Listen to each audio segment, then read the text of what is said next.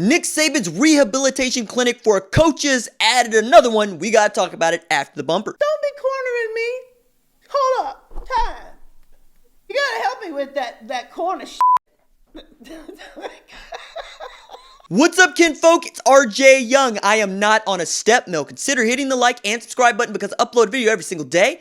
It's always college football related, sports related. We have a good time. Today, we got to talk about Charlie Strong, who has been added to Nick Saban's staff as a defensive analyst, and he joins an illustrious list of former analysts, some which have turned out to be pretty good coordinators and have had opportunities to be head coaches, including Lane Kiffin, Steve Sarkisian, Kyle Flood, Major Applewhite, Mike Stoops, Butch Jones. I mean, the number of guys for which find themselves at Tuscaloosa working in an analyst role for Nick Saban could make up a murderer's row of a defensive staff anywhere at any time in any era.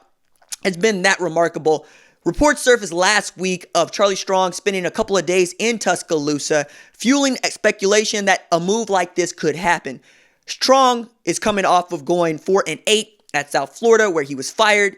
Clemson offensive coordinator Jeff Scott got that job after we thought getting off to a pretty good start in 2018. Charlie Strong just wasn't, or 2017, wasn't able to make it work.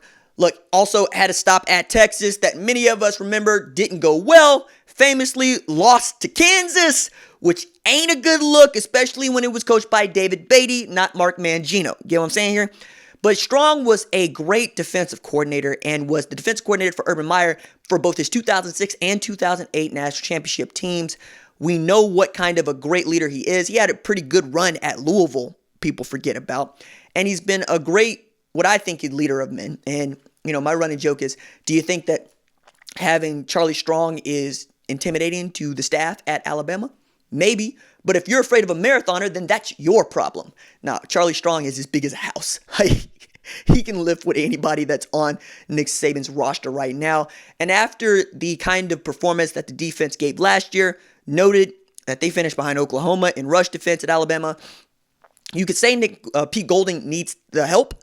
I don't think that's necessarily true. I think that Alabama was bit bad by the injury bug. And when we take a look at how deep that bug bit them, it got to the marrow.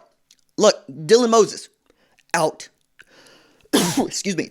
Lost to Terrell Lewis for a bit. You know, I mean, you had to start two true freshman linebackers in, my goodness, one of them being Shane Lee, who I thought was going to be good and could still be good. You just didn't get what you hoped to get out of your defensive front. I mean, at one point, we're talking about 4 freshmen in their front 7.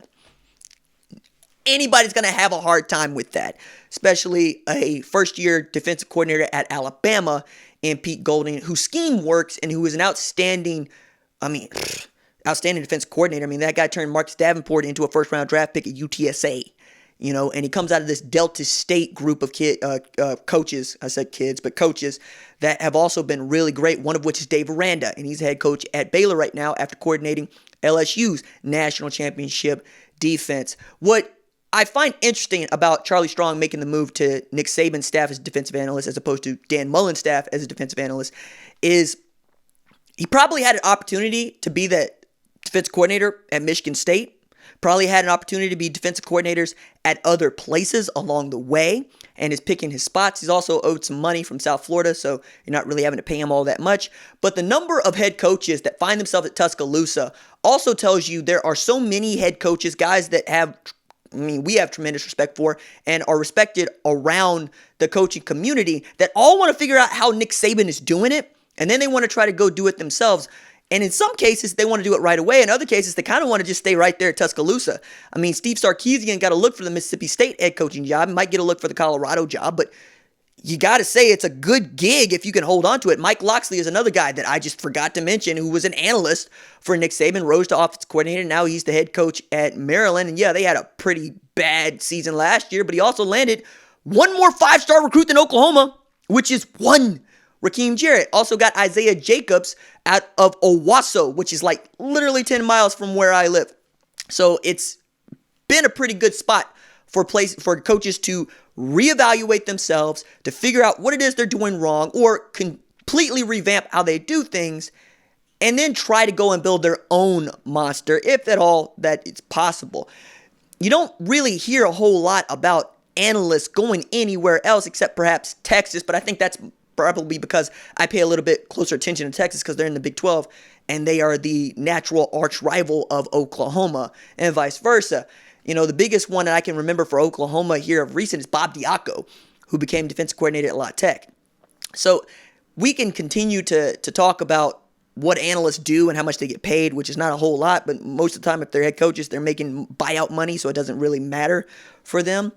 But the number of guys for which Saban's going to be able to pull wisdom from, and for which they can pull wisdom from each other, and they can have their own kind of fraternity, I think is kind of special and kind of cool, because one of the things that I really love about what I do is how I get to talk with some of my colleagues and my friends, quite honestly, who work in radio or TV or even YouTubers like Daniel and Josh at College Football Nerds, who I'm sure many of you subscribe to, who, you know, kind of take a break in the offseason because that's what you should do. I'm just a maniac. But do outstanding in-season content. Go check out College Football Nerds here recently for, you know, well, I'll let you figure it out. Daniel did a great job with this. Anyway, point I'm making is if you get to really have a discussion with all the people that, or some people that make up, you know, this workplace that you really don't, you relish it. You talk shop all the time. You know, what segment worked, what segment doesn't work is like asking what scheme works, what scheme doesn't work. You'll remember in the Belichick Saban documentary, one of the things that was really awesome about it is Belichick looks at the documentary crew and says, can we get some time? Can you guys leave? And they're in Saban's office, and Saban's like, yeah, can you guys leave? And we're thinking that they're going to catch up, they're going to tell fishy stories, whatever. And the first thing they start talking about is ball. You know, so like when you guys run cut, now for us, that just means X, Y, Z. I love that because that makes those guys human beings, and that makes those guys really invest in what they're doing.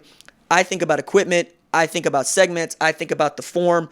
I think about what we can do in talk shows, in talk radio, in talk TV. I think about what we can do in documentary and storytelling, and you've seen me try to incorporate some of that. Some of it's worked, some of it hasn't.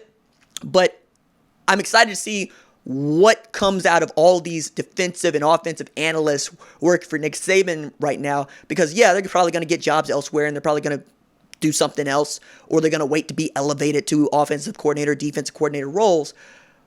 But right now, it's really fun to watch SEC teams work, whether it be at the analyst spot or at the head coach's spot or at the recruiting level. It's becoming not just, you know, the class of college football for which it is.